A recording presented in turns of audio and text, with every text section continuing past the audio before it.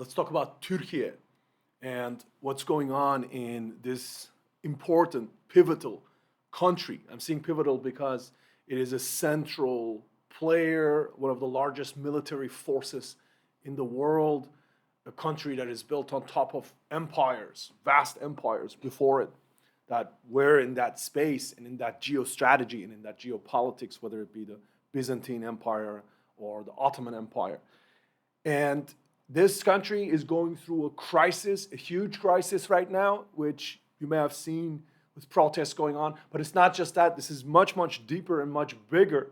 There is a big transformation going on. And when we look at the archetypal cosmology, the astrology, we can understand this. And that's what we're going to do.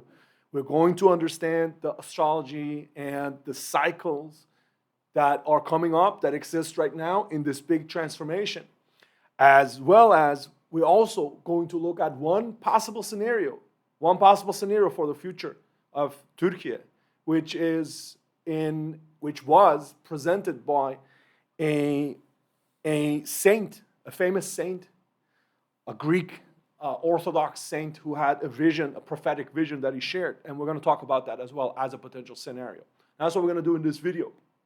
Let's go. All right, so in this video, we will, number one, we will look at the challenges that are happening right now in Türkiye, understand the larger context, the political transformations that are going on. We are going to analyze the republic, the Turkish Republic, that was founded by Mustafa Kemal Atatürk, which is the current form of Türkiye. We're going to understand that concept, that archetypal energy of that entity.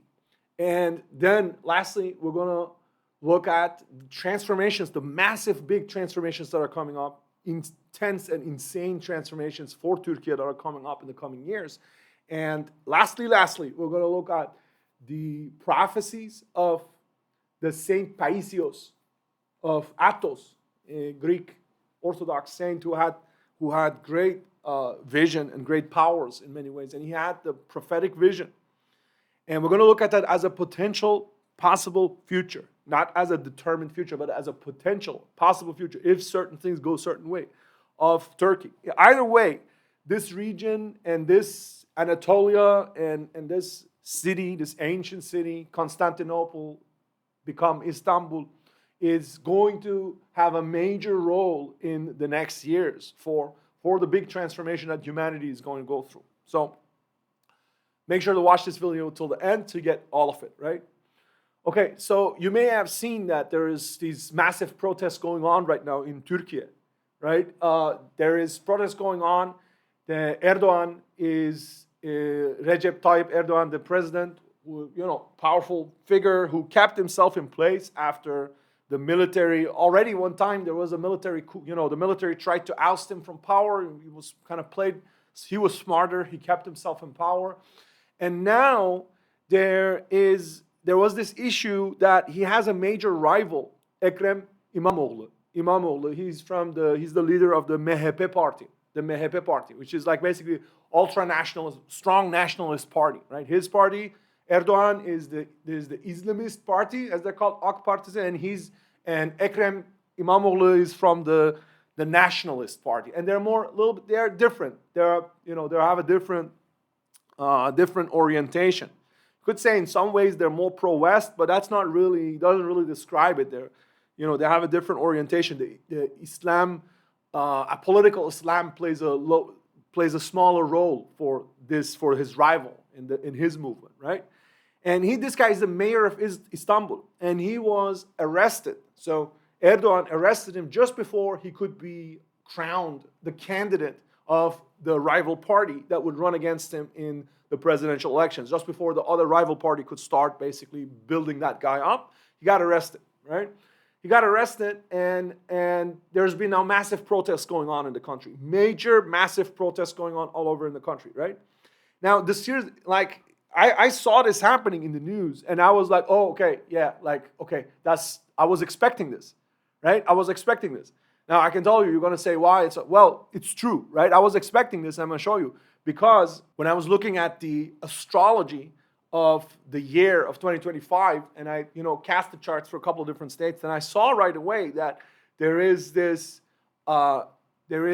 constellation coming up, this very, significant constellation where you have basically in 2025, right? You have up here the Saturn Neptune conjunction, which is coming more and more and more into place, right? It's happening in the 10th house of Turkey, in the house of the state, and it's squaring directly the moon. You see here is the moon, the natal moon. The moon of Turkey is getting this square, right? It's a square. A square is basically a hard aspect, right? An attack, right? And this is perfecting throughout the year, ever more so until, goes a little out of aspect, comes back until November, December. Like it's basically for most of the year, it's an aspect. You can see it here clearly, like here, and it's in square to the moon, right? So when I saw this, I was pretty much, okay, dissolution, breakdown. Saturn, Neptune is the dissolution of certainties, the dissolution of structures, the dissolution of authority. Dissolution of authority affecting the state, hitting directly in attention the people. The moon is the people in mundane astrology, right? So, okay, I was seeing this, I was like, okay, Turkey is going to have some massive popular uprisings this year. And I had this on my list. I didn't do the video on it, otherwise this would have been in my list of predictions, but that's fine.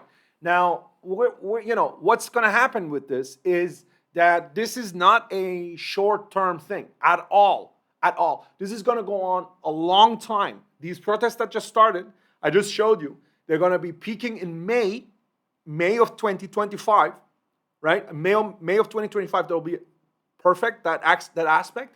And that same aspect is then going to go out and come back September to November 2025.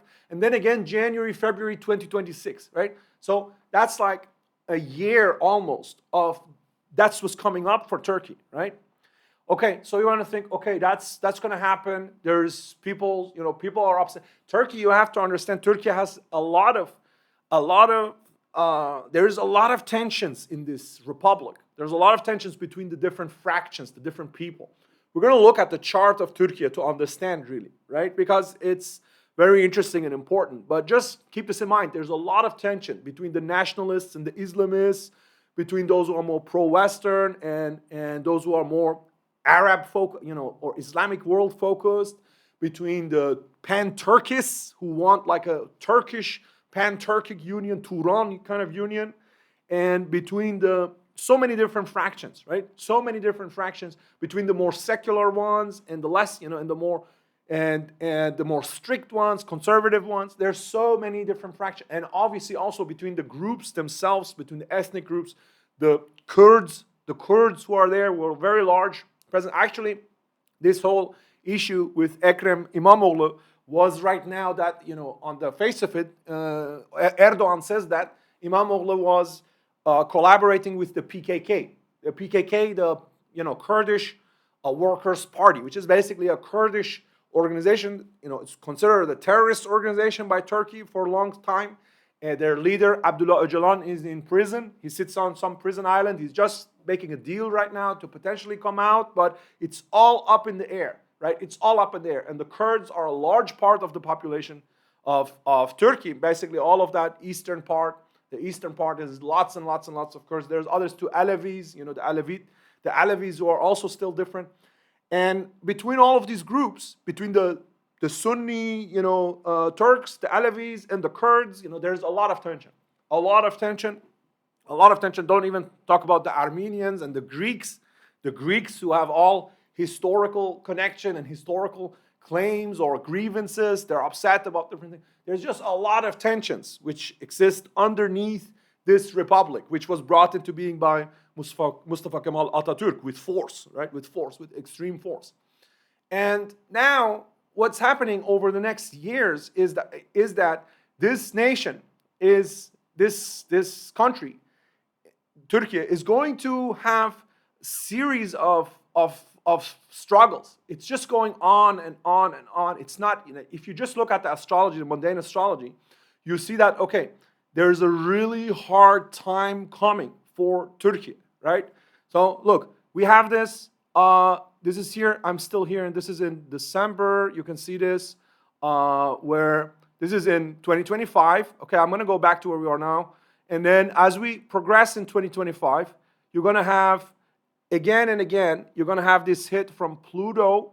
It's going to be squaring the sun. Okay, the sun. Pluto is squaring the sun, which means massive power struggles that are affecting the leadership of the country. This goes on in 26, 27. This goes on and on, right? And then as you go into, so 26 it starts in 25, it goes into 26, 27, massive leadership struggles, right? This is like Pluto on your sun is a hard aspect. This doesn't happen, every year or something. This is like a generational aspect, right? It happens every 70 years or something like that, right? That you get this square or hard aspect from Pluto. 100-something years, 70-something, in that kind of category, right? And then you get, at the same time, then you're going to get, by 27, come 27, you're going to get Saturn being here in opposition to that, to the Saturn here first as well. So this is a hard time in the nation, for the nation.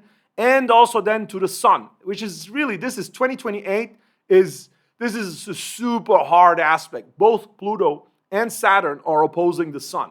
Super, super hard aspect, right? It's like basically the identity of the nation, the leadership of the nation is under direct and super harsh attack, right? And before this, so throughout this time, is not just throughout this time, throughout the same time, here, you see the same Pluto that's here.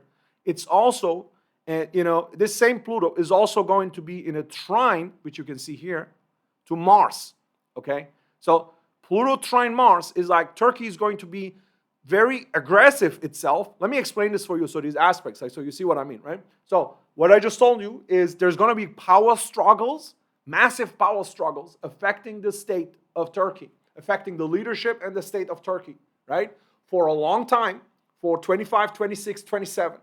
At the same time, 26 going into 27, there's going to be the power to make very powerful military expansions. So while that's going on, while the crashes are going on, because Pluto square, trine Mars means powerful and successful military expansion, right? So imagine a state where there is these power struggles going on for years and years between the nationalists and the Islamists, right? The power struggles just getting more and more. And throughout that whole thing, then there's suddenly a powerful military expansion that's going on, which will be very successful. Pluto trine Mars. In 26, 27, Turkey is suddenly going to expand and attack and conquer, right? Maybe as a way to deal with the clashes that are going on internally, the leadership is going to say, okay, let's now expand.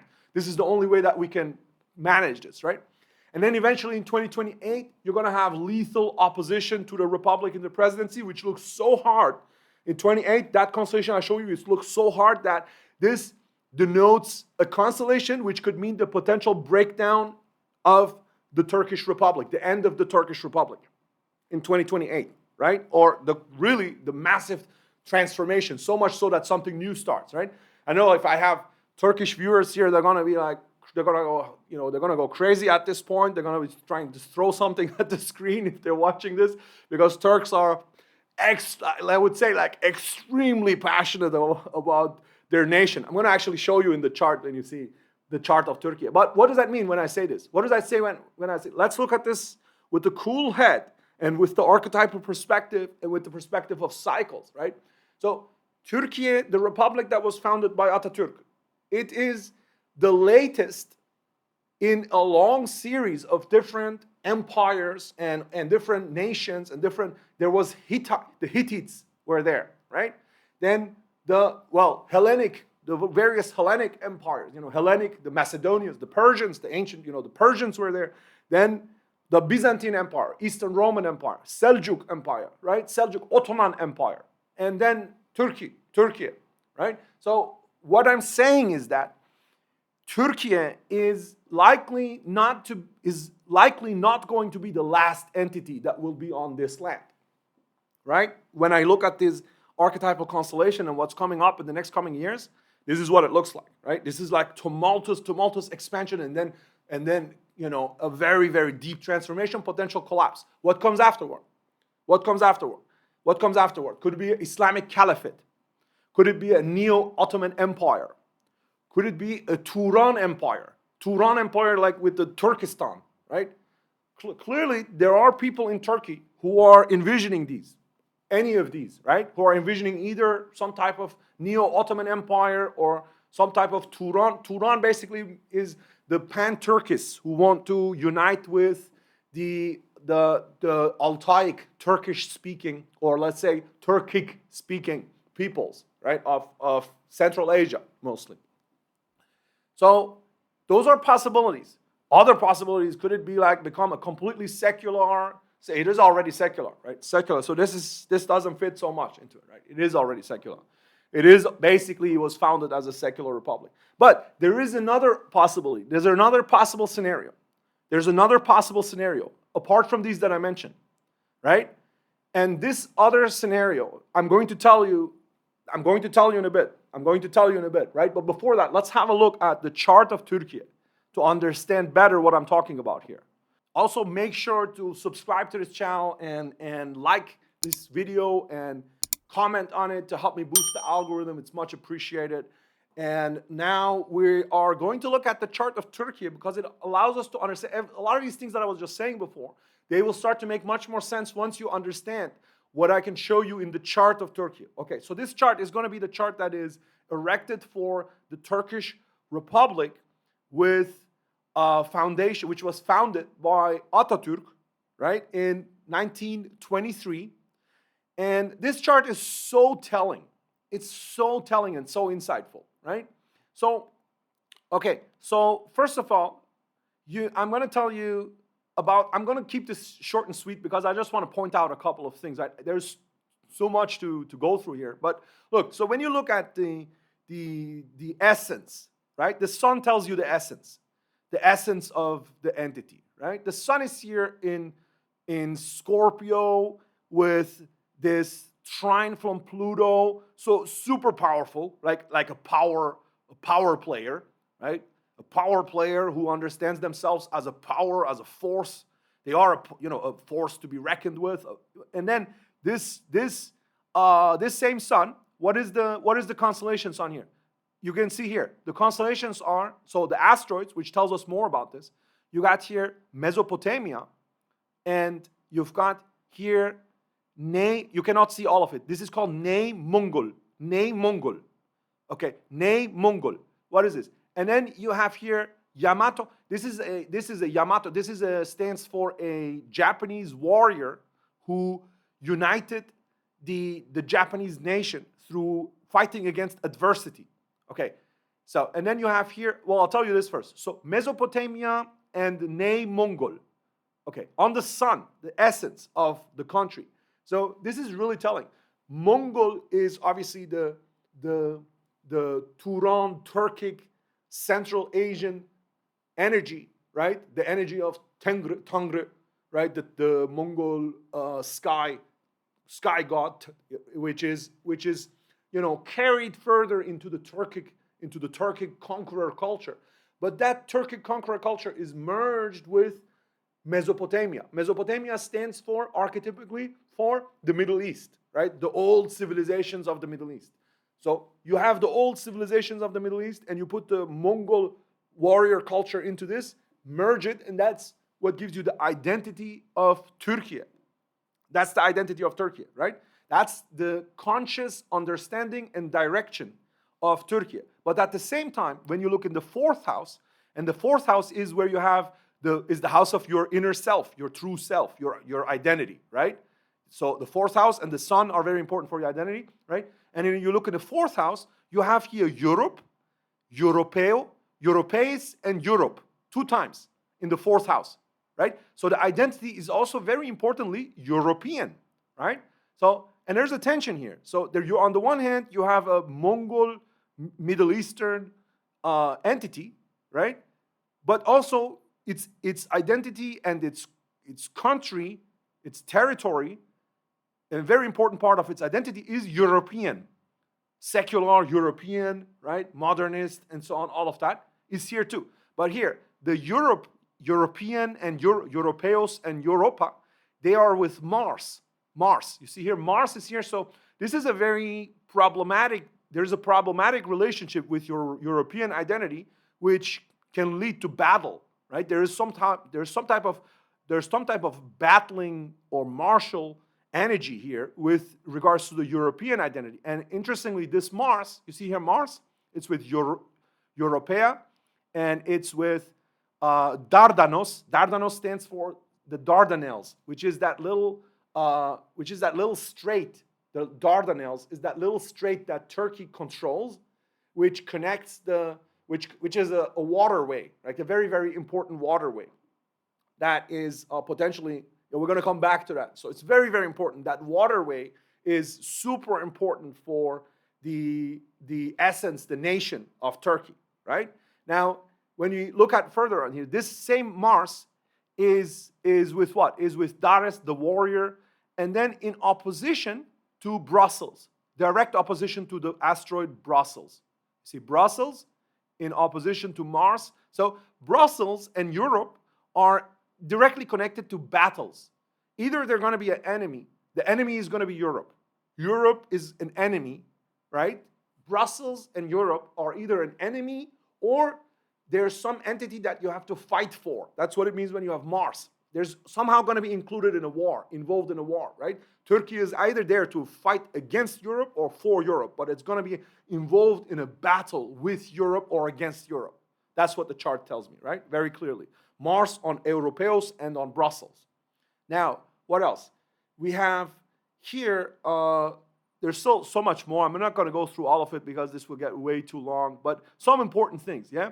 So the moon, which is the people, moon with patria and direct opposition to fanatica, okay?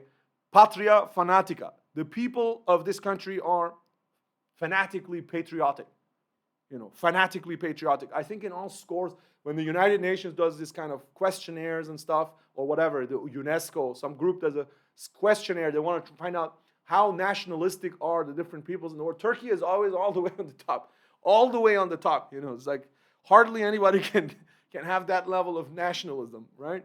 It's really something. And you see that here, patria fanatica, right? With the people. Power, Pluto is with Anatolia and Berolina. Berolina stands for Berlin. Berlin is a power base for Turkey, for sure. If you have been to Berlin, then you know what I'm talking about, right? Berlin is a power base. Germany in general.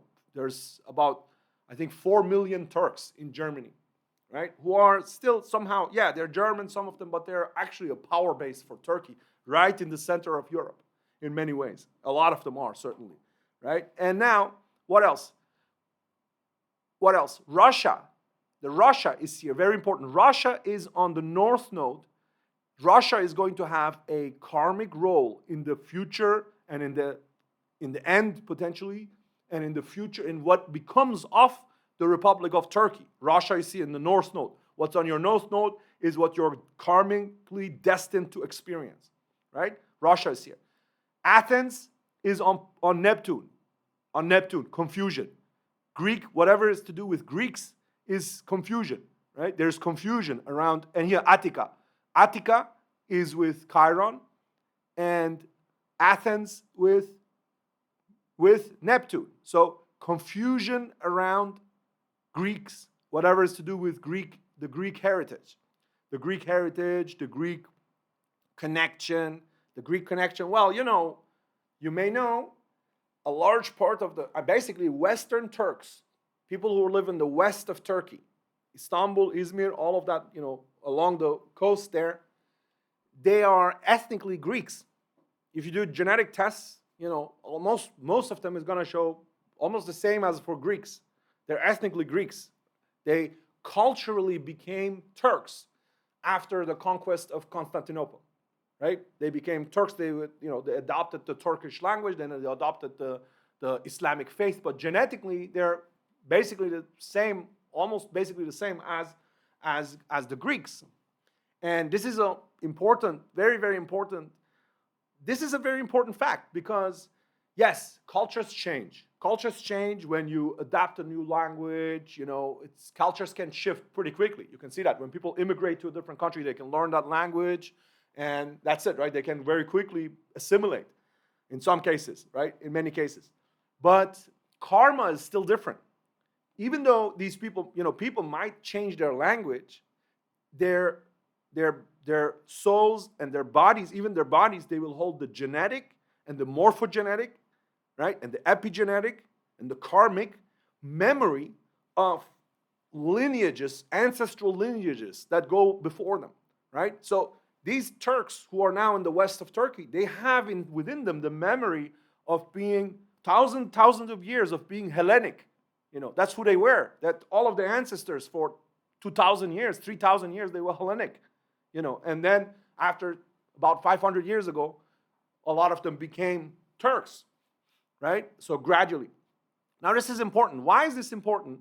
Because what I'm going to share with you next is one of the potential scenarios that could affect the future of Turkey, that could define the future of Turkey. Actually, I have one more thing to show you in here. One more thing I have to show you, which is very important, right? So I told you already about Dardanos, right? Dardanos stands for the Dardanelles. And here is indicated some type of war with, you know, to do with Europe. Dares stands for war, is with Mars, and is with Dardanos, okay? And there's some karmic history around this. And then you have another important placement, which is Tauris. Tauris is on the moon, is on the sun. Tauris is an old name for the Crimea, Crimea, which is the half island, the peninsula that is now Russian, and it used to be Ukrainian before. Was for some time Ukrainian, is now Russian, right? And that island is very interesting. In the recent negotiations that are going on, right? Putin, together with Trump, you know, and they're coming out there saying, okay, you know, Ukraine has to give up these lands, basically. The Crimea is part of them, and some of the other lands. And one country that came out very forcefully and said that no way, we're not accepting this, was Turkey. Turkey came out and said, no way, we're not accepting this. In no way are we accepting that this land should go to Russia, right? Ukraine has to keep it. Ukraine has to keep it. And this is very important because you see here, Ukraine is actually here in the fourth house as well. The identity, the own identity is very close to the IC. It's super important. Ukraine is very important for the identity of the Turkish Republic, right? The self-definition, right? So keep this in mind as well. Keep this in mind, this connection with Ukraine and the Crimea, right? So keep this in mind as well. Now, what do we have? We have looked at the chart of Turkey to understand what could potentially happen here, right? There is this tension with Europe. There is this big tension with Europe. There's something around the Dardanelles. Right? The Dardanelles is that strait of water. There's a European identity, but at the same time, this karmic connection with war with Europe, war against Europe, or somehow being pulled into war with Europe. Fighting on the side of Europe or fighting against Europe. And sometimes this can switch, right? This is in here. Keep this in mind. And now we can move on to the next point, to the final point that I can share with you, which is, apart from the scenarios that I shared with you, which are real scenarios of the breakdown of Turkish Republic and then this new thing to emerge, there is another scenario which was shared, which was seen by a prophecy, which was seen by Saint Paisios of Mount Athos, Agios Paisios or Agioritis. This saint, 20th century saint, one of the great saints of the 20th century, truly holy man. He was a really holy man. He was a very high level initiate, very high level initiate. He was on a level of initiation where he was communing with nature and God on a daily basis. And for instance, he's very well known to have had the power to communicate with animals and to command animals.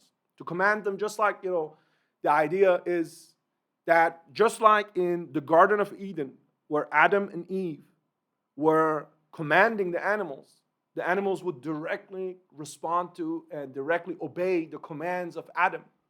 Just like that, the level of sainthood that was reached by Paisios was so high that he was basically reintegrated into the state of Eden, and he could directly command animals. There's a lot of, you can look up the stories, there's lots and lots of witnesses, lots of people who noticed, who saw this, who saw him basically.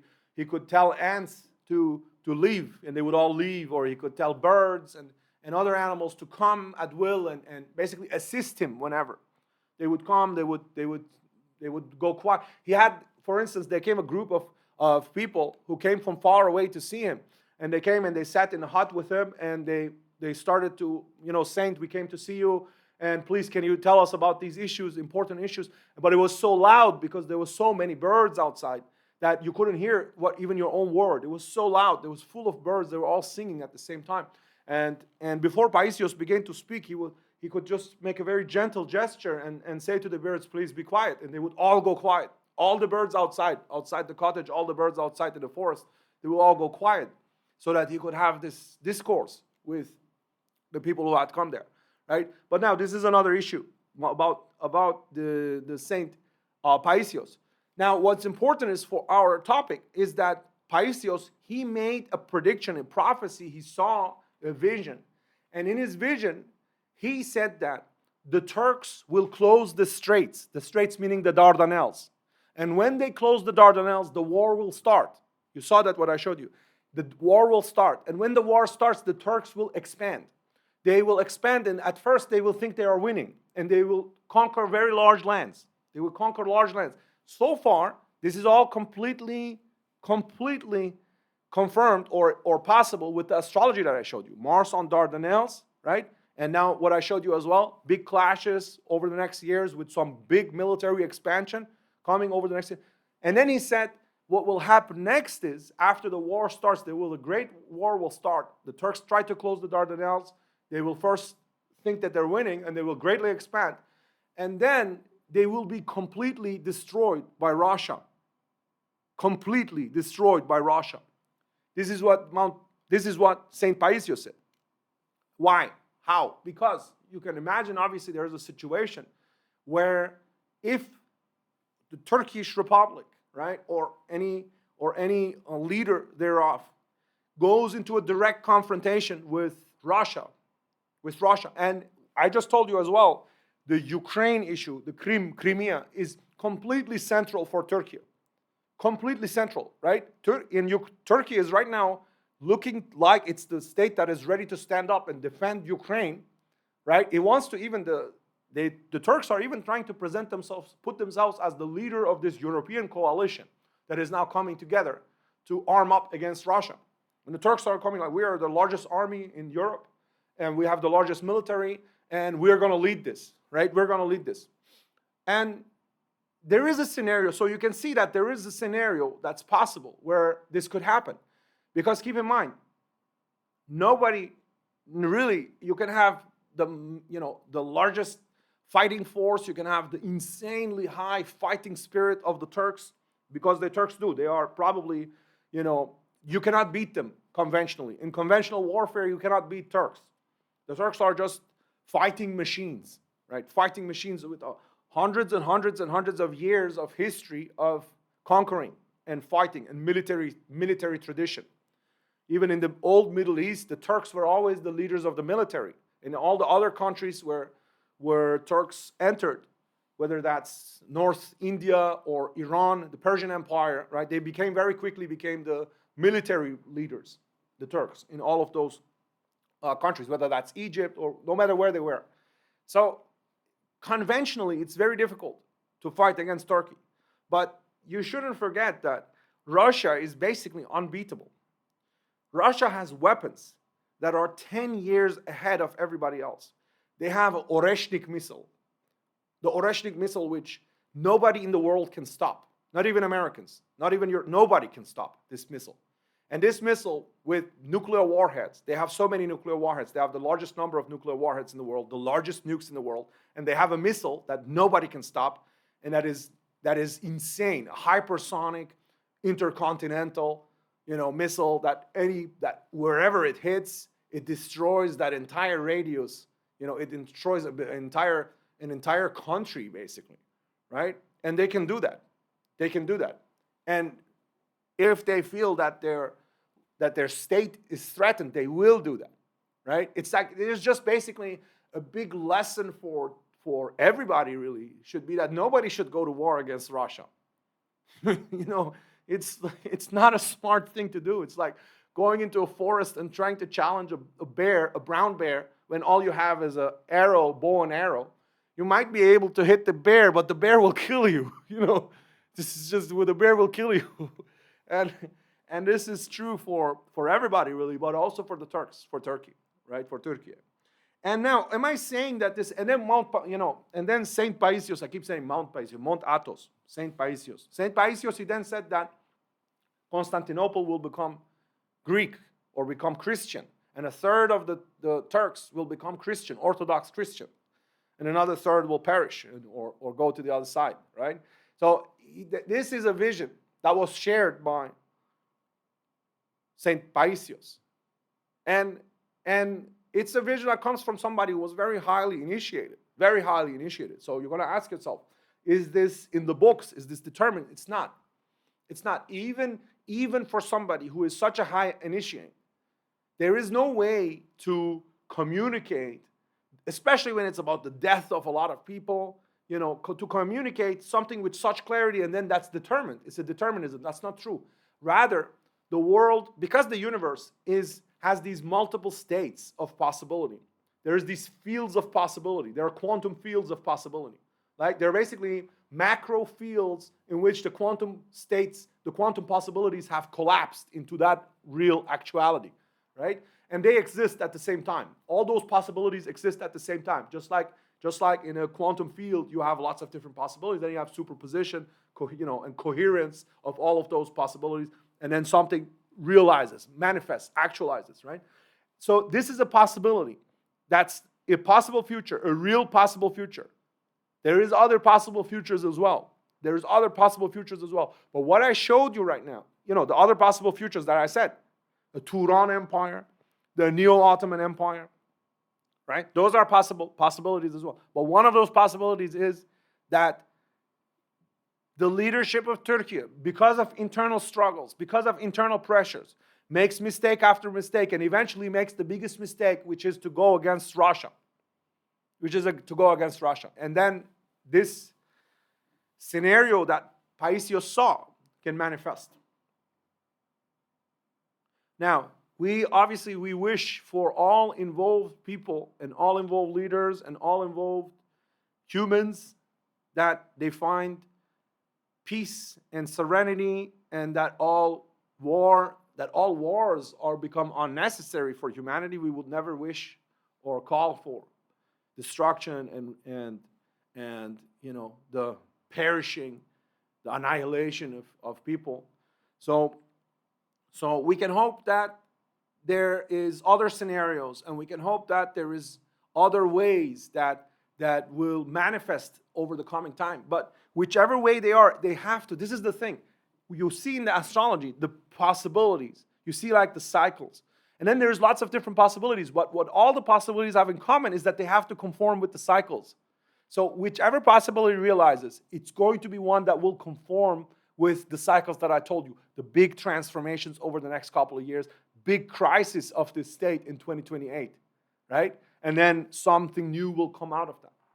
All right, so we will leave it at this. And you can let me know in the comments how you feel about this, what you see happening in the future, how you are feeling, how you're seeing this, how you're relating to this. I know this is a hot topic and people might probably get hurt or might get very hot-headed, but I'm sharing this because it's the archetypal and the spiritual duty. It's the spiritual duty of you, if you can see this field of possibilities, to share it with people, right? And then that knowledge can lead to people already changing, or the realities to evolve in a way that is more beneficial for everyone and for humanity, which is our wish and our desire. So I'll leave it at this, and I wish you all the best. Be well and be blessed.